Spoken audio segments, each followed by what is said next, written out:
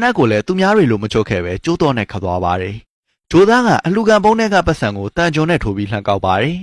1000နဲ့ပါလာတော့သူ့အိတ်ကထဲက800ကိုပုံးထဲပြန်ထည့်လိုက်ပါတယ်အဲ့ဒါကိုဖះကောဘက်ကမြင်သွားတော့အလူကန်ပုံးထဲကပတ်စံခိုးတဲ့ကောင်ဆိုပြီးဝိုင်းရိုက်ကြဖို့လုပ်ပါတယ်ဂျိုးသားကသူ့ပါးမှာဖះပုံစတစ်ကာတွေကတ်လိုက်တာကြောင့်လူတွေကရိုက်ဖို့လက်ယုံသွားကြပါတယ်ဖះငွေတခိုးလို့ဆွဆွဲခံနေရတော့ဂျကူးကသူ့ပတ်စံအိတ်ကိုအလူကန်ပုံးထဲပစ်ချလိုက်ပါတယ်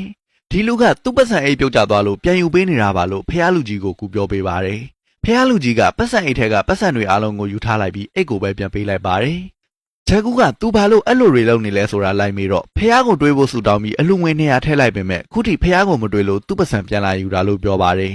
ဂျကူးကပတ်စံမရှိတော့လို့တငယ်ချင်းကိုလာကြိုခိုင်းနေတာကိုဂျိုးသားကြတော့တက်ဆီကထုတ်ပေးပါတယ်အိမ်ပြန်ဖို့ဒုက္ခရောက်နေတဲ့အတွက်ဂျိုးသားကကိုချင်းစာပြီးကူညီပေးတာဖြစ်ပါတယ်